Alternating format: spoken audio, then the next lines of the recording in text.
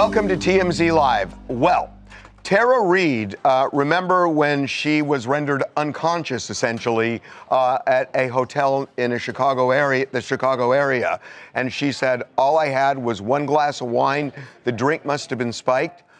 Well, TMZ has obtained the surveillance video from that bar, and it wasn't one drink. No, definitely not one drink. And we already know the police have said that they looked through surveillance video and saw no evidence of her drink being spiked. They said no evidence of her drink being spiked. There were drinks. Several, because she insisted one glass of wine. Yeah, now remember she had told us that she, around 10:30, she said she got to the bar, and then that she had had one drink. When you see the surveillance video, just in the video that we obtained from the Rosemont Police Department, there are at least 3 drinks. At least 3. And pretty quickly, she drinks a couple of them. Yeah, so we combed through this footage. This is over about a little over an hour long period that she was at this bar. You know, there's only some moments that police included, some have been redacted. So in the footage that we see, at one point she's at the bar with Sean P. Remember, this is the guy she admitted that she was taking smoking breaks with. You see her order a drink, bartender brings over a craft, pours the whole thing in, and she just kind of goes to town on this drink, takes it down, quickly gets a second one, guzzles that one down. You do see them walk away. Now remember, police had noted that the napkin moment. Remember, she had pointed out there was a napkin she saw on her drink. She thought maybe someone had tinkered with her drink, drugged her. So police did note that they saw this moment. However, we do not have that moment. You don't see the napkin moment. It was redacted. But they said it was the bartender who put that. Yes. I think even more important. So she arrives at the bar at 10:30. And my understanding, correct me if I'm wrong, is that she was rendered unconscious a little after midnight, 12:30, something like that. So we're talking 2 hours. You got this video, and it's about an hour long. So we don't know what happened in the other hour. We don't know how many, if any, additional drinks we also don't know what she drank before she got to the bar. Exactly. That's right. This is just what we see at the bar. But you do see things deteriorate very quickly. When she was on her 3rd drink, when she was taking a swig out of that 3rd drink, you see her hand shaking. She does appear to be intoxicated as she's trying to drink that last drink. Now, when she walks away, we see footage in the lobby of her and Sean P. walking outside, and Tara falls to the ground, which even startles him. He picks her up. He's trying to help her put her coat back on her, and you do see things escalate where she is at one point sliding off of a wheelchair and then is taken away in a stretcher and then by an ambulance. All of that is on surveillance, but yeah, it does show things kind of escalating quickly, but she did have more than one drink, which she claims she only had. Yeah. So the one thing I keep going back to... by the way, the guzzling is relevant. The guzzling is relevant. I mean, the speed with which you take down a drink definitely matters. I keep going back to, and I know Tara has not addressed this directly, but remember when we spoke to Sean P., and he said there was a moment when she handed him her purse, and he said that he saw pills in there. I don't know what the pills were, and I don't know that he was accurate about this. Tara has not responded.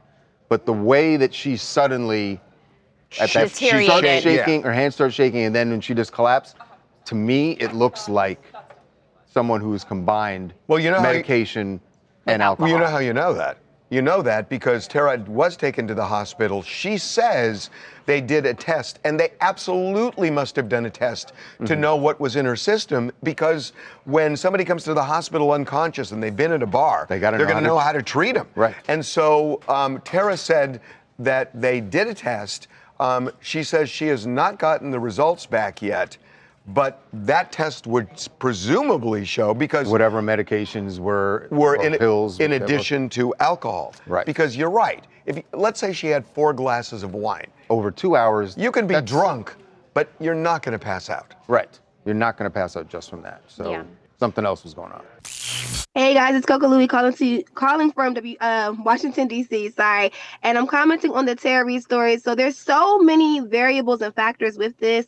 Again, with the surveillance footage, one would seem to believe like, okay, maybe you had one too many drinks and maybe that's why you were disoriented. But then also now, again, like you said, the speed in which she's drinking the drinks, that plays a role into it. And then again, if in fact what Sean P saw, like the medication in her purse, if she had something before, again, just chemical balance, like mixing medication with wine could cause that. But also just being a devil's advocate, if in fact that did happen, like her drink was tampered with, everybody's body chemistry affects differently when it's something happens to it. So let's just say if that did happen, who's to say that her body reacting that way isn't from that? But I think it could just be a thing of the medication if she took that with the alcohol. And just so you know, you're right that certainly a drink, if somebody spikes a drink, you could be rendered unconscious. It's just the police saw no evidence of that. Yeah. And, again, I think the blood test from the hospital is going to be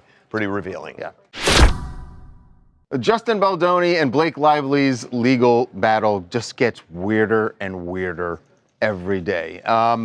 We're now we have some of the transcripts of their depositions. You know that they both sat for depositions several months ago. And now we are finding out some of the things that they talked about, including circumcision. Justin Baldoni's circumcision. Why this ever came up? Well, Justin explained... And why is it relevant now? Right. Well, remember that this all started because Blake is accusing him of sexual harassment while they were making It Ends With Us. So we'll get into whether this constitutes sexual harassment. But go on. She clearly thinks that it does. Right. But there was a conversation one day while they were on set, a conversation about circumcision, not babies. It was about babies at the outset. That Blake and Ryan Reynolds, by the way, according to Justin, was there for parts of this conversation. And there were other people. And there were other people in the room, but they were talking about whether or not Blake and Ryan would circumcise their next child. Right. And during that conversation, Justin said, hey, I'm circumcised. So now, why is that sexual harassment? Well, the reason I think it came up is because, and they say this in the deposition, Blake didn't ask him for that information. Okay, so he just offered it up. Like I said, why is that sexual harassment? It felt weird to her that he is She's talking standing with her husband. It's not like he's got her. He said Ryan was in and out of the room. I understand, but the argument would be, of course, that she's saying that Justin had a whole thing on set where everything was sort of oriented towards sex, and this is just another. She's not saying this individual act was, right? But she's saying, look, he was constantly talking about my breastfeeding. He was constantly making references to women. It was a constant threat of sexual harassment, and this is just another instance. Is it where? I mean, there are other things she's alleged that would constitute it if true. You don't have to look at each individual thing and I understand. Say, is that? But at a point, you got to say, is this really sexual this harassment at all? That they're talking about circumcision. Do you circumcise a baby? And then somebody says he's circumcised in a group, not with just to her. In a group. Well, he said that other people were in and out of the room. He didn't remember what he said. It diminishes their argument if they throw the kitchen sink at it. I disagree. I think she is creating an idea that it was a highly sexualized environment, and Justin liked to talk about breasts. They weren't talking about a child being circumcised. Whether or not to do that. We can have a conversation. If one of our colleagues brought up the fact, in this room, one of our colleagues brought up the fact that, hey, I'm having a baby, we're kind of wondering about circumcision. I would never say, I'm circumcised. Have you listened to the lawyer that you hired in our office in the morning meeting? That's in the morning meeting. That is different. That is different than a private conversation. Hey, I'm Antoine Walker out of Atlanta, Georgia. And I just want to say, I feel like the more and more details that come out about this case is becoming very clear that Justin Baldoni does not have a great sense of awareness of how to conduct himself in a professional setting. I think it's very inappropriate to ever bring up your genitals in a professional setting or with colleagues. I think everything compiled together and the things that he has said definitely just prove that Blake Lively is very accurate in what she said. To your point, I mean, what really matters is, would a jury feel like, on the whole, was Justin having sexually charged conversations? Right. And that's going to be the issue. That's the issue. Coming up, The Vaccine Advisory Committee has now recommended that the hepatitis vaccine not be administered to children until the age of 2 months. But people who are looking at the science say this is going to result in a lot of very young children contracting hepatitis. And possibly dying. It ignores the data. It's just hard to watch this clown show, this parody of a public health agency. Be right back. So an absolute seismic change for childhood vaccines today. And this all comes at, everyone believes, at the request directly of the HHS Secretary, Robert F. Kennedy Jr. He called this meeting, which, by the way, the vote was supposed to happen yesterday, about the hepatitis B vaccine for infants. And during the meeting, there was a lot of shouting back and forth and people who were upset about the language they were looking at. The vote actually did end up happening today. And by a vote of 8-3, the Vaccine Advisory Committee has now recommended that the hepatitis vaccine not be administered to children until the age of 2 months. That doesn't sound like a big change, but people who are looking at the science say this is a big change and is going to result in a lot of very young children contracting hepatitis. And possibly dying. And possibly dying from that. So joining us right now to discuss it is Dr. Paul Offit, director of the Vaccine Education Center at Children's Hospital of Philadelphia, and someone who was formerly on this committee, though RFK Jr. removed him from it. So, Dr. Offit, welcome to TMZ Live. It's my pleasure. Thanks for asking me. So, Dr. Offit, I have watched you over the years, and even when things get crazy, you've always really been measured where it's hard to read your true opinion. This morning, I saw you talking about this, and you didn't hide it. You seemed outraged. Is my take right? Yes, your take is right. I mean, there was two parts of this. The first part actually just continues what we've been doing, which is if your mother has hepatitis, as determined in the first trimester screening, then that newborn needs a birth dose. That has not changed. If we don't know the status of your mother, in terms of whether she's infected with hepatitis B, that newborn needs a birth dose.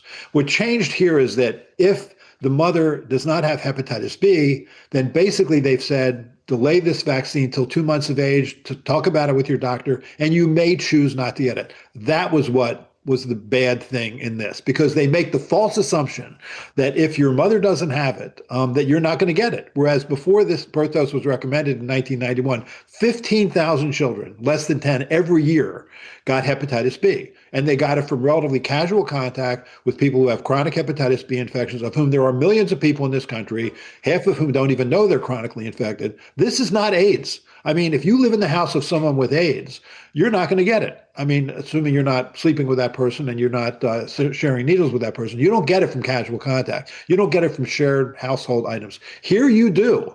And so you better make sure that everybody who your child comes in contact with does not have hepatitis B, and you're not going to know it because they usually don't know it.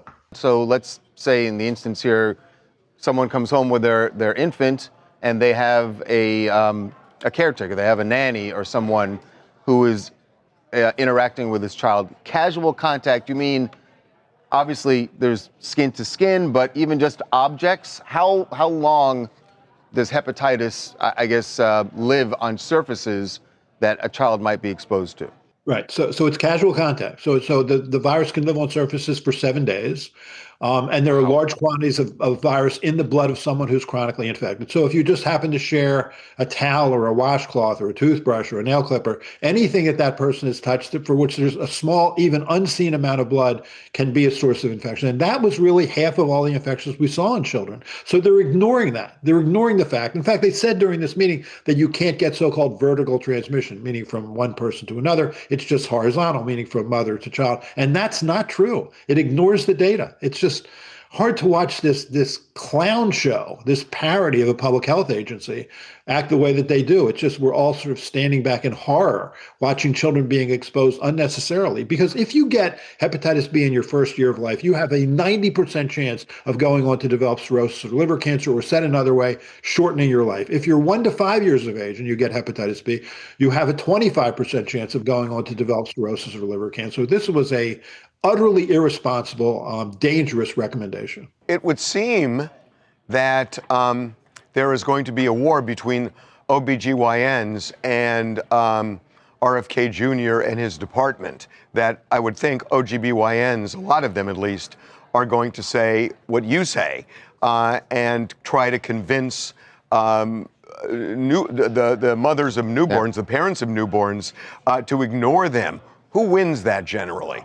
I think generally the professional societies and scientific and medical societies win. I do think that people generally trust their doctor. I don't think they go to Robert F. Kennedy Jr. when they're sick, thank goodness. And so I think that I think good science does win out at the end, but I'm a ridiculous optimist. I'm a Philadelphia Eagles season ticket holder. Oh, come on. Things have been pretty good for a while, Dr. Offit. So what is by the numbers, what are we talking about as far as exposure here? Because this vaccine has been in place now since, was it 91? What was it like before that? And what could the change be now? That's a really good question.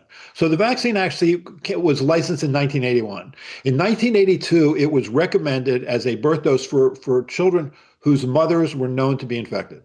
A few years later, but that made no dent. So a few years later, they said, okay, we're going to recommend it for everybody whose mother is infected or whose mother is in high risk, like Southeast Asian immigrants, et cetera.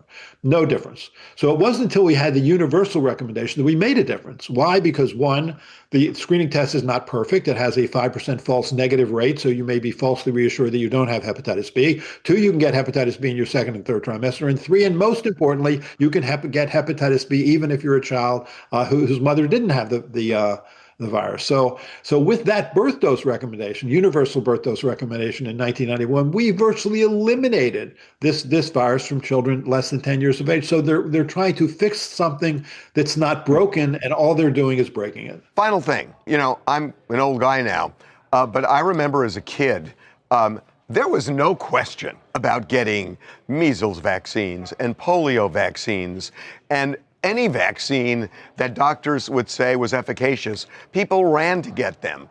I think it's different because of COVID and because of what a lot of people think was maybe some overstatements by the CDC and the NIH. When you look back, was there like a misstep you can look at and say, wish we didn't do that?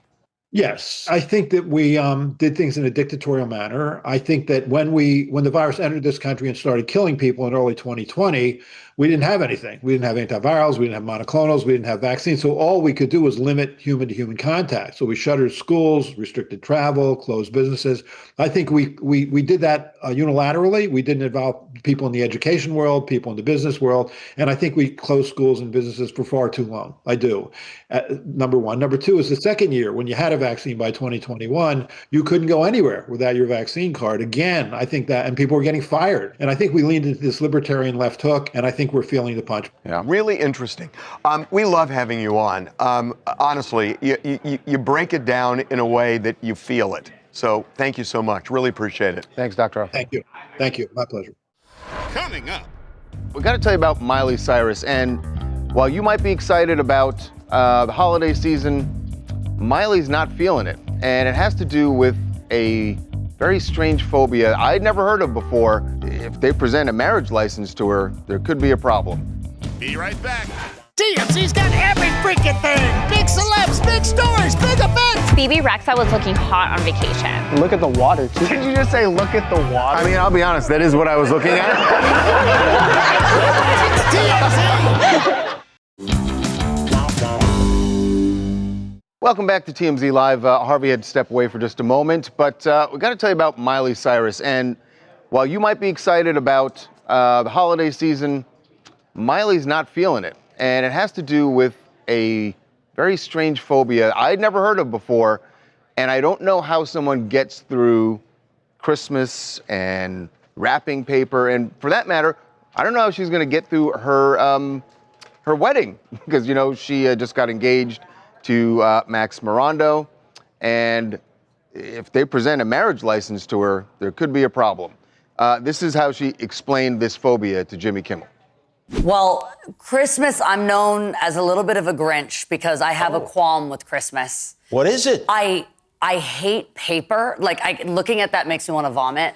Blech, don't even do it. Should I move it away? That's worse. Moving it is worse? Okay, and then the real problem for me with paper is when people have dry hands and they touch paper, and then it's Christmas and it's cold and everyone's hands are dry and they're all touching paper. No, like when someone sends me like a lovely letter, I just don't even open it. Really? No. Wow. Just don't even worry. I love text message, no paper. She must be a huge fan of the digital era. All right, we actually looked this up. This is an actual thing, because when I was watching the clip, Janet, I first thought, look, when celebs go on talk shows, they got to have something to talk about, and that this was kind of like just a bit she was doing. Right, no, but it is a thing. It is a thing. I looked it up. It's called papyrophobia. And I totally get what she's saying. Even that sounds made up, Janet. No, it's Where real. did you find this? Papyrophobia? Yeah, there's a whole phobia webpage where you can look up fear of, enter the word. And so it's papyrophobia. And she tells a story about how even when she was little, that her brothers would crinkle paper in the back seat and stuff to freak her out. And so I'm not afraid of paper, but when she started describing it of it's so dry, and when you're trying to separate papers and stuff, and when you're about to get a paper cut, it's not even the pain of the paper cut, it's the texture of it. And I'm not just saying that because I love her. Yeah. I'm I have the same thing. Why are you holding a Hannah Montana doll? Because I get to talk about Miley. I have a fear of those. Look up that phobia. Hi, I'm Kelsey from San Francisco, California. Honestly, this is so wild to me, and I know phobias are definitely real, but this seems like one that maybe only rich people would have, because I don't know how you'd get by with this phobia in the real world. And maybe she should honestly try going to exposure therapy, where they help her learn to do origami. Oh, an origami class? Put her in, that's a funny bit. I get her on the dry skin thing, though. I have an issue with that. But paper, come on. One of the stars of Emily in Paris has actually been in prison, or in jail, in Japan for several weeks now, and we're just now finding out. Jeremy O'Harris, who plays one of the designers on Emily in Paris, was busted back in mid-November for allegedly smuggling drugs in Japan, and has been locked up ever since. And I think this has to do with the amount of drugs, at least they say, that the police say that he had, because this was not a small amount, especially in a country like Japan that is very strict on their drug enforcement. Yeah, their customs officials say they found 780 milligrams of MDMA, which is the active ingredient in ecstasy. So This is a serious drug, and it's beyond a personal amount. I don't use the drug, so I don't know exactly how much people take. But I think this is that's not the point, Derek. Well, no, I think that's what the smuggling is about, rather than this is more than a personal having a dime amount bag in your pocket kind of thing. Dime bag? Well, whatever. I'm not hip to all this. Derek trying to. So Jeremy O'Harris, who's also a playwright and has been on Gossip Girl as well. He's not anywhere near the level of celebrity of, say, a Paul McCartney. Yeah. And Paul McCartney got busted decades ago in Japan for a small amount of marijuana. So I'm just saying it doesn't look good for Jeremy O'Harris.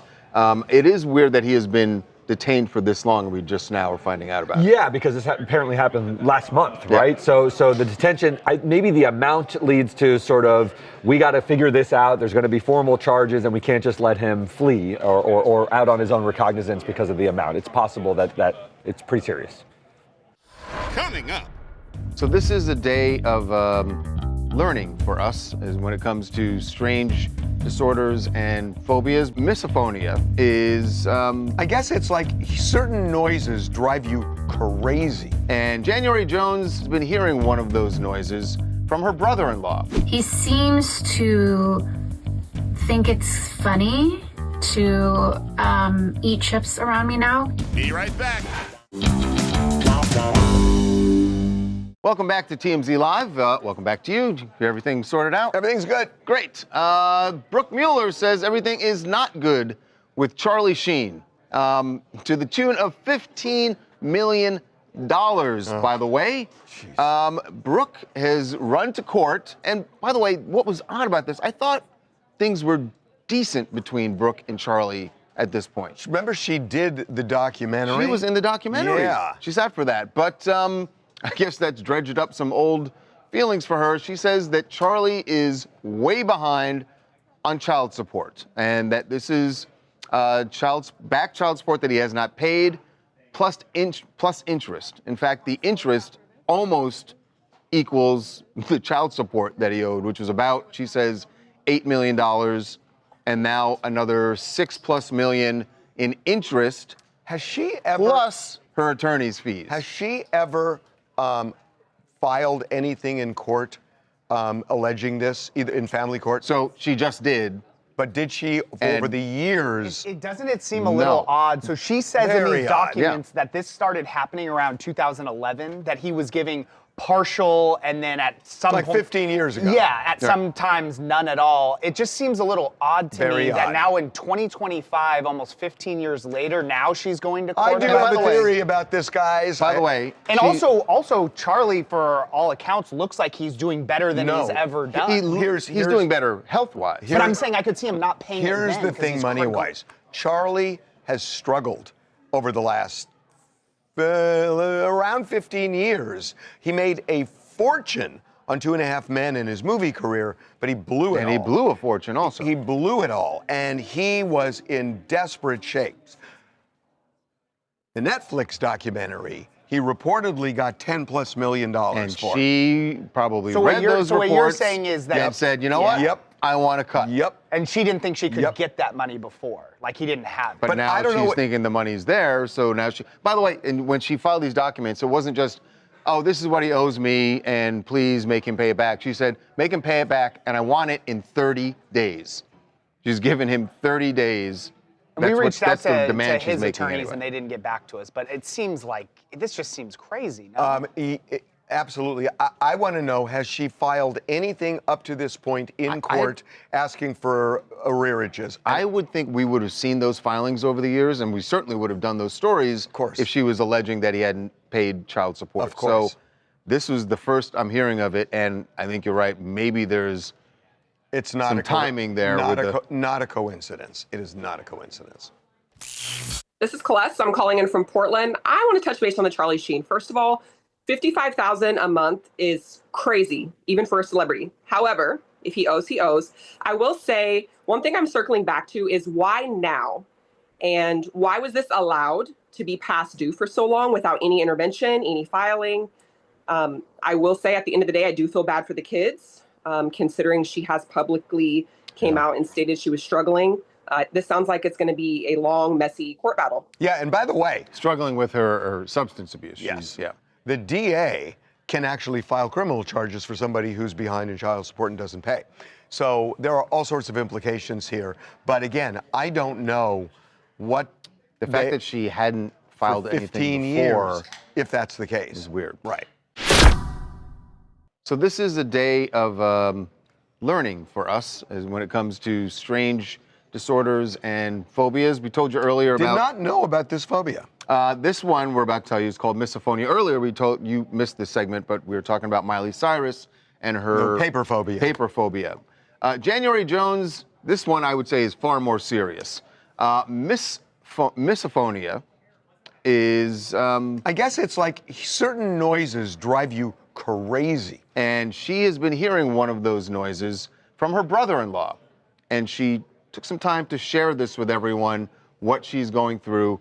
She does not smile at all, and yes, there is a threat of violence here from her. I'd like to talk about something that I've been struggling with my whole life, which is called misophonia. I have a brother-in-law whose favorite food is chips. He seems to think it's funny to eat chips around me now, and I just think it's really unkind to my issue, and also very dangerous for him. So what I didn't do today was record this video inside a prison, because I mean, I've imagined many ways to do it too. But I didn't. And not yet. And yeah, otherwise he's a really nice guy. The not yet is the most interesting part. I've thought of ways to do what, but she stopped short of saying. She's talking about killing him. We understood She's it. talking about killing him, and she said, I've thought of ways of doing it. I haven't done it. I could be in prison right now because I want to do it. So if he's really doing this to her and is doing it, you know, to make fun of this, I'm not saying it justifies killing him. It certainly would not justify, but he is playing with fire. But why No, even? this is so dramatic. Also, no, it's not dramatic. I think it's so dramatic. How are you on fingernails on a chalkboard?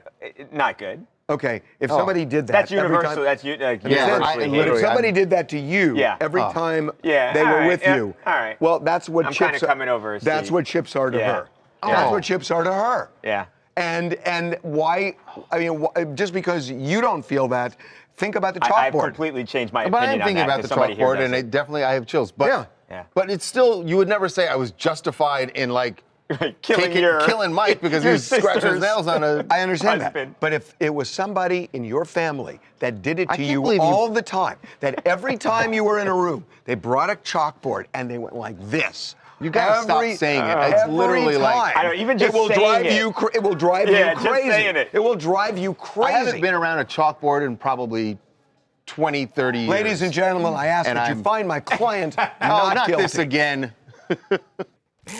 Hey guys, Yessie Smiles here from Miami. And listen, I can totally get her because she gets sets off by vibes or by sounds. I get set off by nerves and by all of this crazy stuff. So, and to her brother-in-law, be careful because we don't want her in jail. Right. She put the warning out there. I mean, if he sees that video and he still keeps doing it to her, well, again, not justified, but. Hey, Mr. Chips, you've been warned. Coming up. When it comes to the holiday season, folks just go all out, but there's a smart way to do it and a not so smart way to do it. To sort it out, we're gonna follow the money with our good buddy Damon John. Damon, welcome back, and we need you. Yep, throw on the hat. Be right back.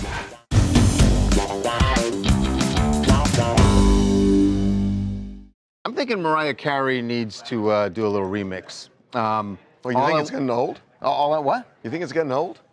I just think she can. There's an opportunity here. All I want for Christmas, it's not just you. All I want for Christmas is a boatload of cash, and not for myself, but because people, you know, need some help this Christmas. All I want for Christmas is scratch. They need. I like that. Yeah, I like that. See, you're hearing it now, and you hear it. I can hear it. All I want for anyway. Yes, so this is obviously a tough holiday season for millions and millions of Americans. Yet they're spending in record numbers. They are, and does that mean that people are about to get into big trouble with credit? How are they doing it? How can you do it? How can you make this an affordable Christmas? How do you reconcile what you're hearing, which is that everybody's struggling with these record purchases? That people keep buying. Yeah. When it comes to the holiday season, folks just go all out, but there's a smart way to do it and a not so smart way to do it. To sort it out, we're gonna follow the money with our good buddy Damon John. Damon, welcome back, and we need you. Yep, throw on the hat. If ever we needed you in the top hat. Baby New Year. This Baby is New it. Year. Baby New Year. I don't get it. I mean, I really don't get it because, you know, Donald Trump's numbers have plummeted when it comes to the economy, and people are saying he's not hearing about affordability. That's why the new mayor got elected in New York. Yet these numbers come out, and we're going to break $1 trillion in spending. Yes. I don't know how to reconcile the two of these things. There is no way to reconcile it. It's what reality is, and then it's what we're looking at on social media. We're in a swipe culture. You know, my daughter used to open up her piggy bank, and over the entire year, 8 years old, maybe she collected $200, maybe, and that's great, right? But now, when everybody wants to get her Roblox gift cards, if you look at a $25 gift card every single week, she probably brought in about $1,200, right? And that is where we're at. We're in the swipe culture. But the reality is, you cannot do this, and we're in the day and age where everybody has to unbox, and they're putting pressure on other people. So we have to come up right now with some really great gifting ideas, because Christmas and Hanukkah and all that is one time of the year, but your bills are every single day for the rest of your life. And interest is horrible right now. Food went up 30%, basically. Tariffs, we are in trouble, and you cannot think like that. This seems like a great year, Damon, to maybe do like a grab bag, right? Like you get your group together, whether it's your immediate family, maybe it's some extended family, and you just say, we're all just going to we're going to put our names in a hat, and one gift, everyone's going to buy one gift for everyone. And that's good. Let me give you some ideas right now that you can you feel good about. I would never get upset if somebody gave me something where they donated $50 or $100 to a cause that I may like, and they get the tax write-off, but they donated some money on my behalf or various other things. What about the swipe culture, Rat? Let me tell you something. You go out there and you do a whole bunch, you create a photo album of the greatest thing that happened that year for that person. They don't want to sit around the dining room table and swipe. You give them a photo album, they'll love something like that. Baked goods. Oh. We're really outthinking people right now, where you start to do something that's emotionally charged, and it will add way more value and save you way more money. So, you know, one of the things that I've found over the years is that, you know, your immediate family, I get it. But then you have friends and you worry, well, they may get me something, so I have to get them something. And you start doing all of these things. I never really understood, why don't Americans make a pact that outside of immediate family, we just don't give presents to adults? I mean, is that crazy? Yeah, it used to be that Christmas was for kids. Take the elephant out of the room. If you hit up everybody and say, hey, we've been having a really challenging time and we don't want to overcompete with gifts, so why don't we agree to do this? I bet you somebody will say, thank God you said that, because I was driving myself crazy. Yes, it's true. One last thing, Damon, credit cards.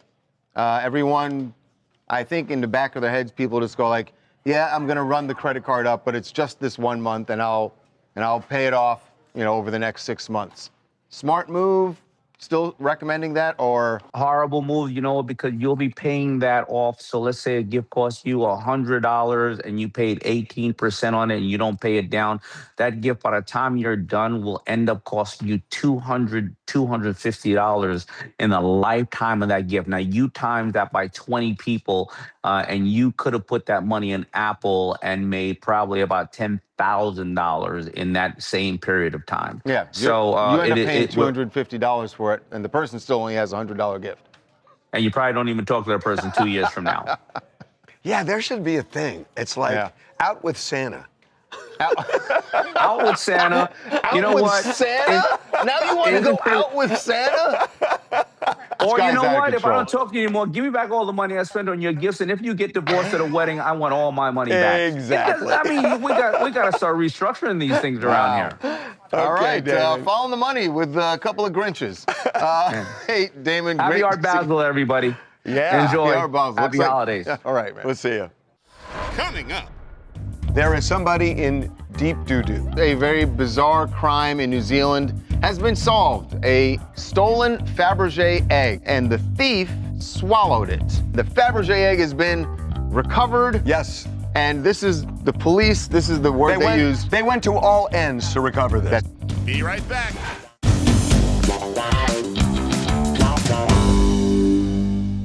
There is somebody in deep doo-doo. Deep doo-doo here. Gosh, why did you have to put it that way? Yes, a very bizarre crime in New Zealand has been solved. A stolen Fabergé egg. They're super expensive. This one was worth $19,000, and the thief swallowed it. But the thief was apprehended.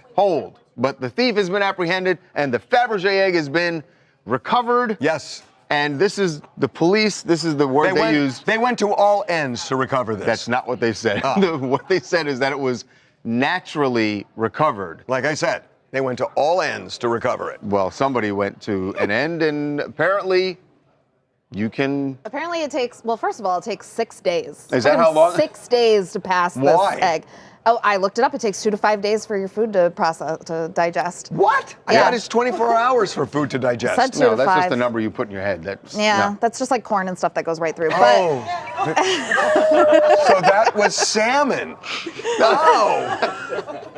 But the best part is it still had the chain and the price tag. What's the value of this now? Who's the poor schmuck at the police lab that has to clean it, though? Right. Or the person that had to wait around It watching was them. worth $19,000 when he swallowed it. It's worth more now. You think it's worth more? Oh, this has got a story to it. It's gone on a whole adventure, Fabergé Charles. eggs are like a dime a dozen in a way. This one's got a good story attached. I know. I'm serious. I would. Do you want to? I would if I were. Do you want to tell that story when you hang it up? If I were the retailer, or if I were the owner of this and I wanted to sell it, I would post this story on the for sale. Would you show people in your house? Would you like trick people, like smell this, and then tell them what happened? Absolutely. I'm going home. Hi, I'm Ava, and I'm tuning in from LA, and I have the same question as you. Like, I'm left wondering if the value of the egg changes after it's been through a man's digestive system. I'm just thinking, if you ask like $25,000, some prospective buyer says, "What are you pulling a figure out of your?"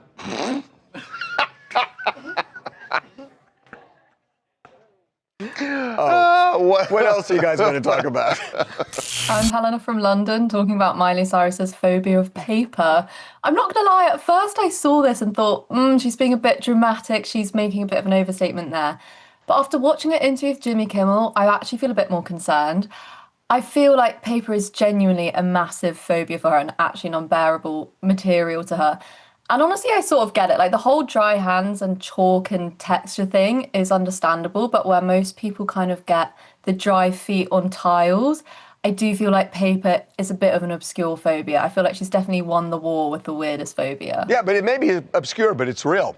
I mean, for some people. For her, it definitely seems real. One more. Hi, this is Christina from LA, and I'm here to talk about the Tara Reid story. You know, I really hope that they find out and get to the bottom of what really happened with her. And if, she was drugged, they do find out that information, or, kind of just get to the bottom, because now we have new video of her coming out drinking a lot of wine prior to the incident. Coming up. This is when you know it's the holiday season, when you get Santas out there going toe to toe. Be right back.